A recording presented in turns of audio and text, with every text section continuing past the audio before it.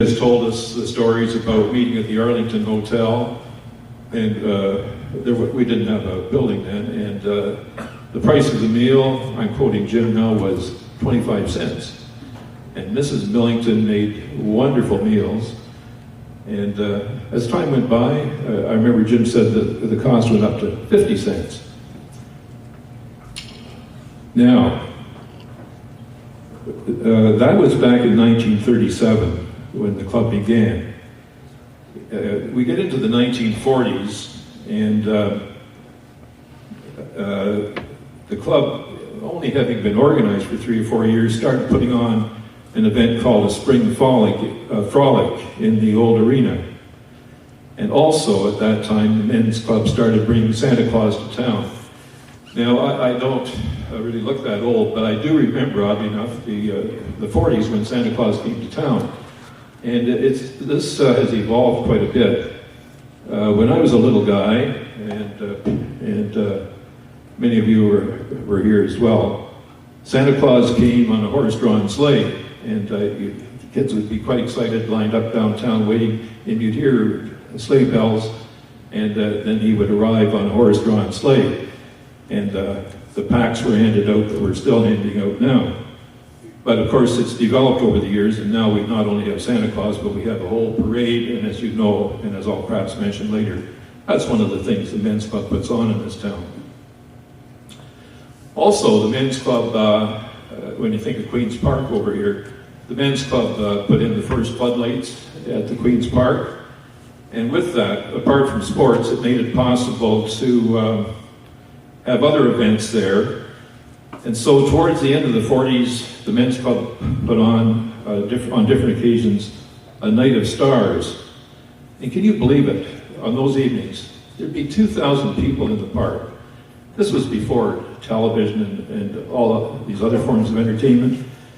But I remember, for example, that some people here will remember the Happy Game. Ernie, I don't think you're old enough to remember that. But some of us remember the Happy Gang, and on one occasion, Cliff McKay from the Happy Gang was here, and he made some music. I don't know what instrument he played, but in any event, to thank him when he was finished, Bob Rudy Sr. Was the reeve then, and he presented Cliff McKay with, we didn't have a key for the village of Tavistock, but he presented Cliff McKay with the keyhole for the village of Tavistock. It was a piece of cheap metal with a keyhole cut into it, and Cliff McKay tried it on his head and tried it on his arm, and anyway, he took it home with him to Toronto, the keyhole to Tavistock.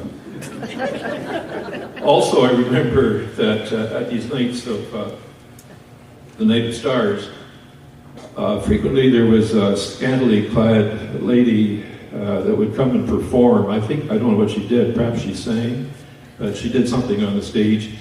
And Hart Brown used to be the MC. Her name was, I still remember her name, it was Zena Shevers. And Hart Brown, when he would introduce Zena Shevers, would say that he really got the shivers when he saw her.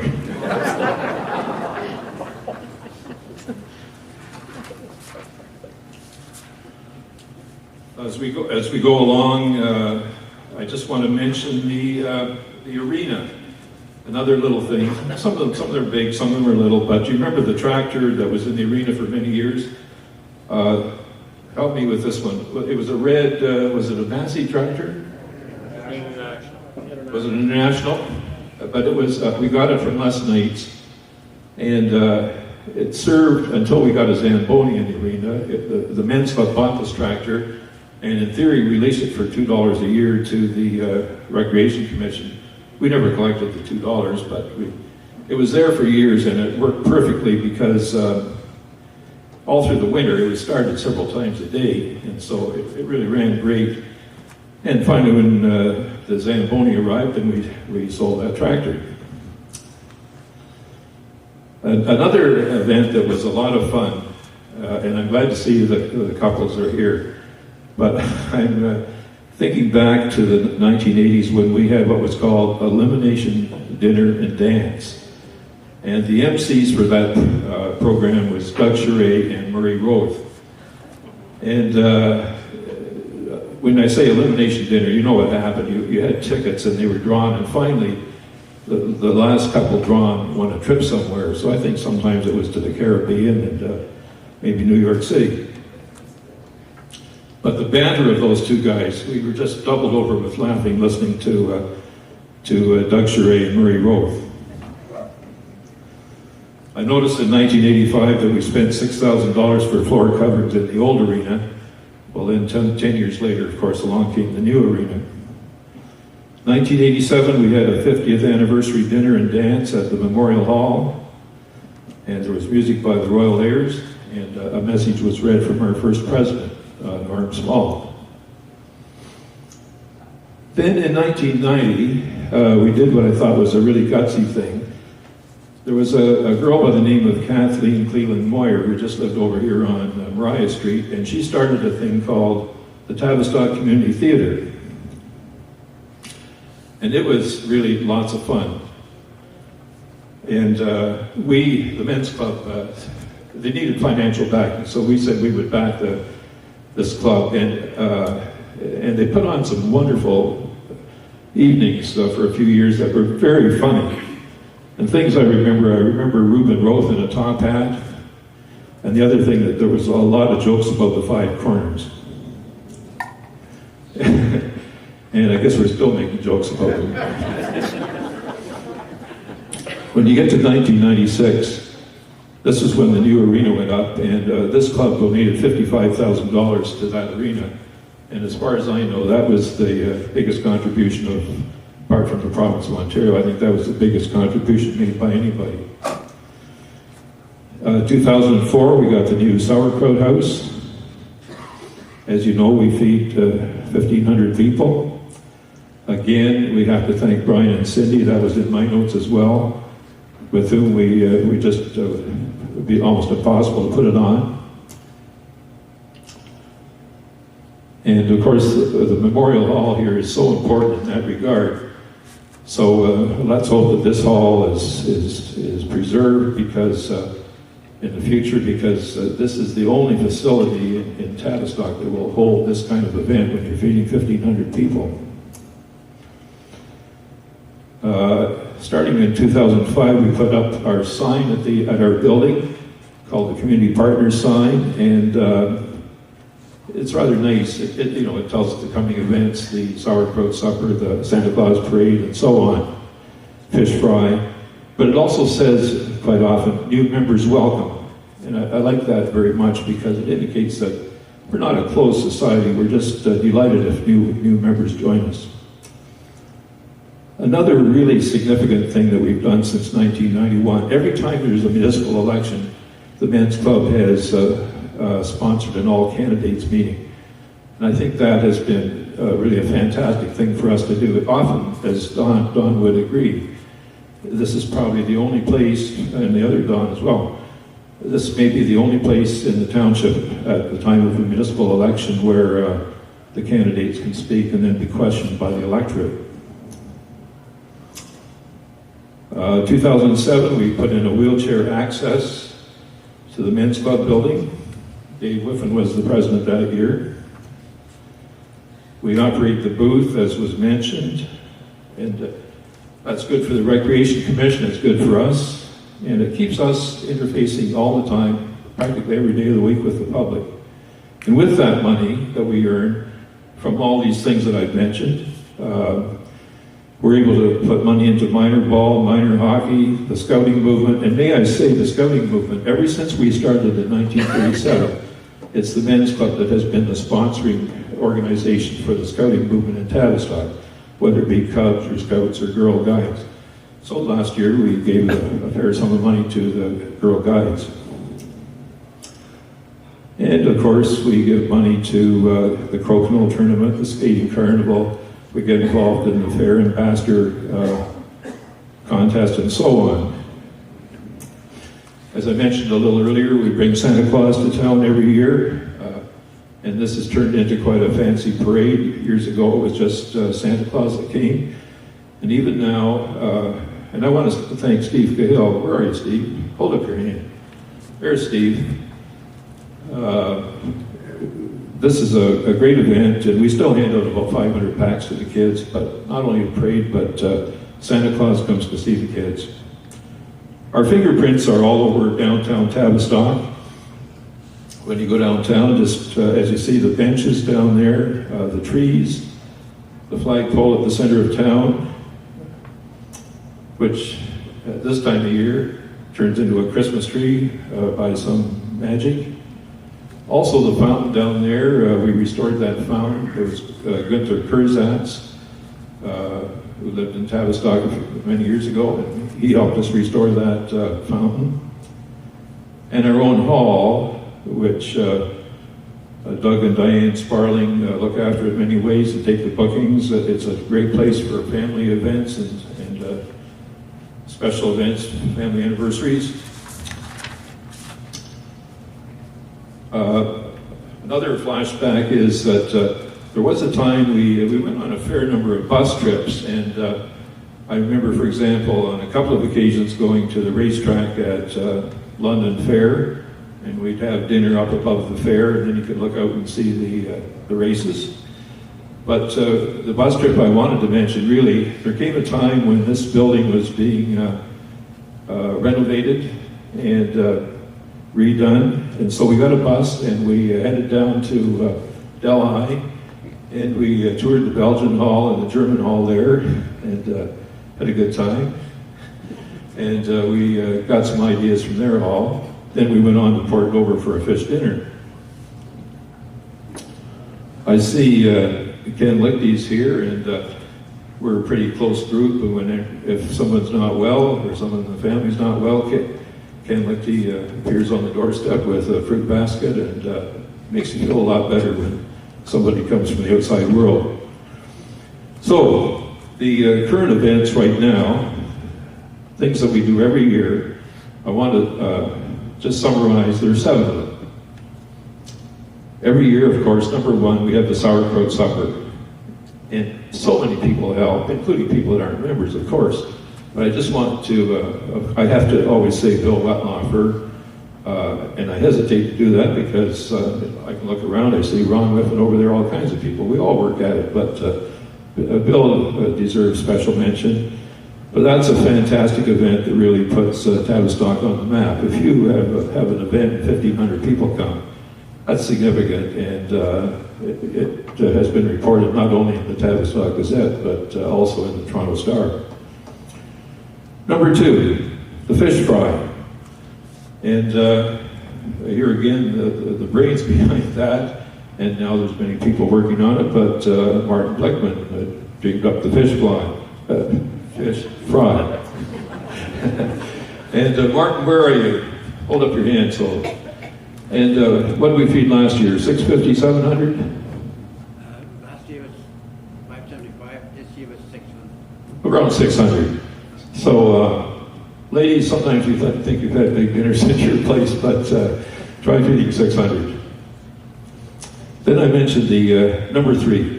Okay, sauerkraut supper, fish fry. Next is a Santa Claus parade. And we get together and fix up the packs for the kids, and we had 500 packs distributed this year.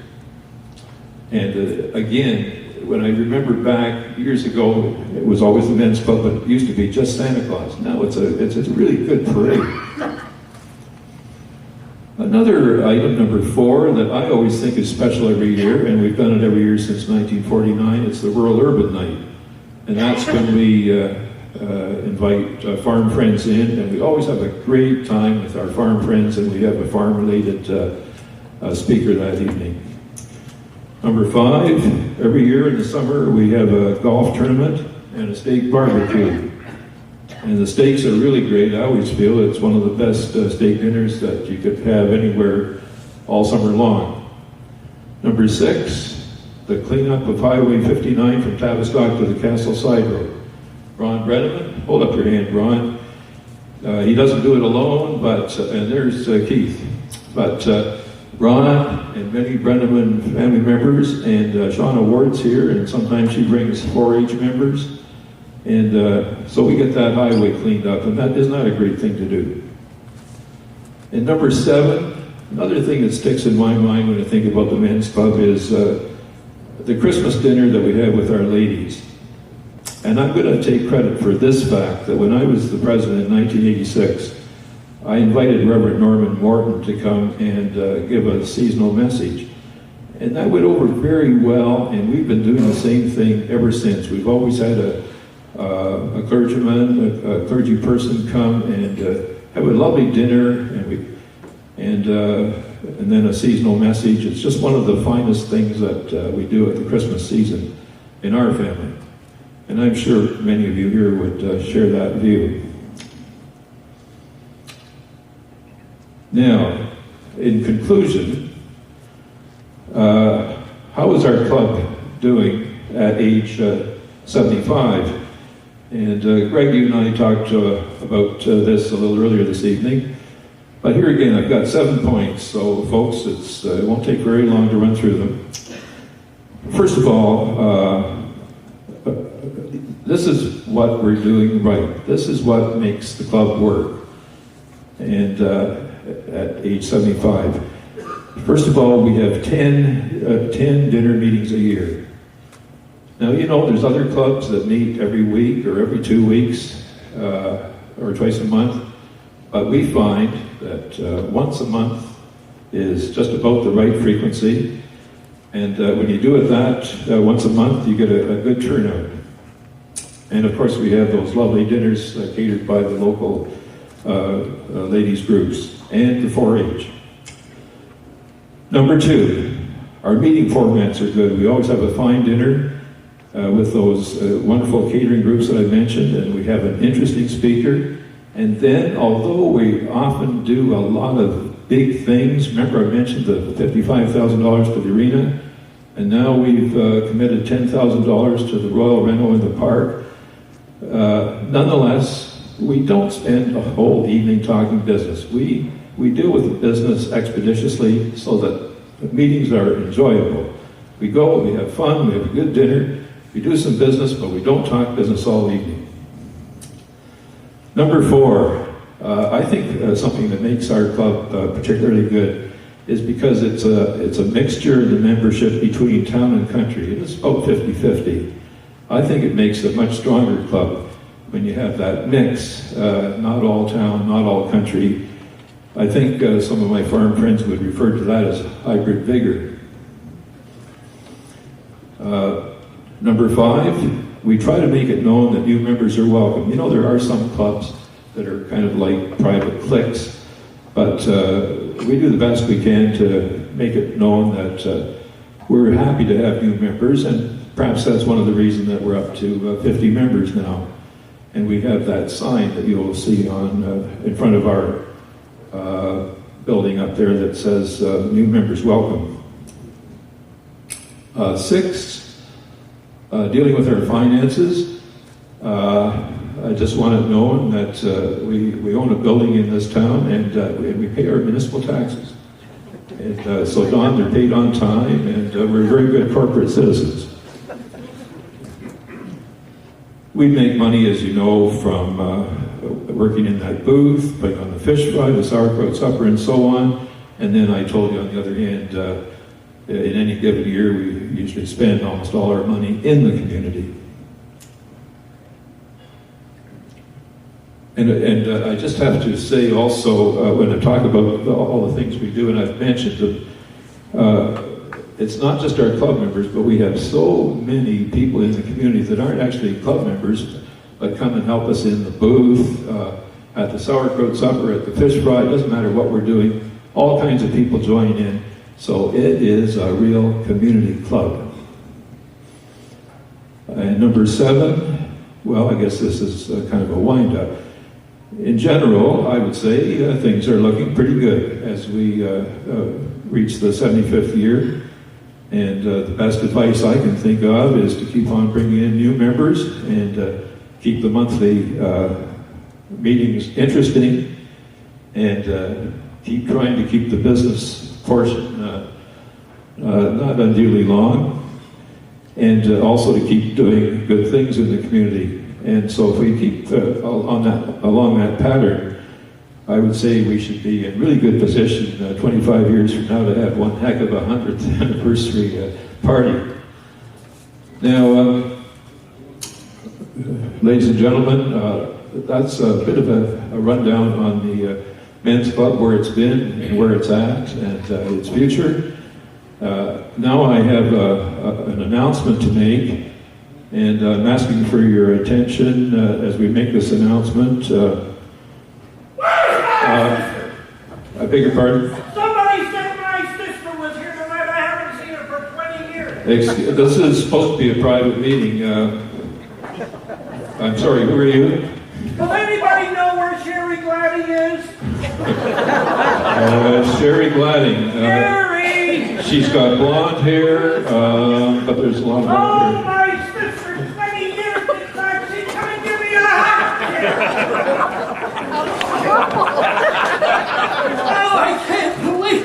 Come and give me a hug. Hurry up. Give her a hand.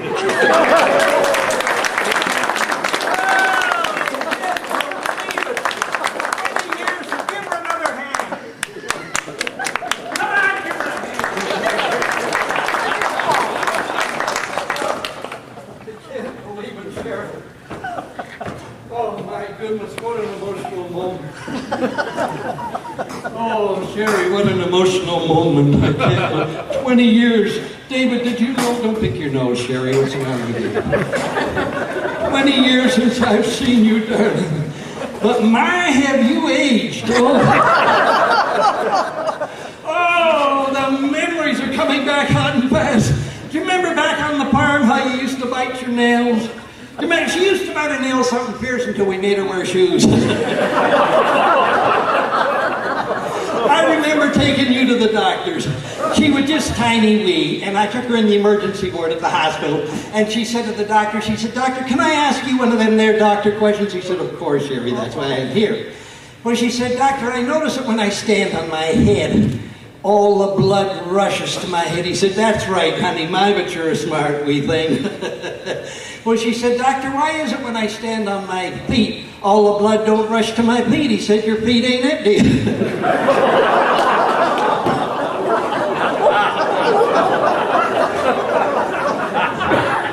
Am I going too fast for this audience? But Sherry is good at doing puzzles. She's what you would call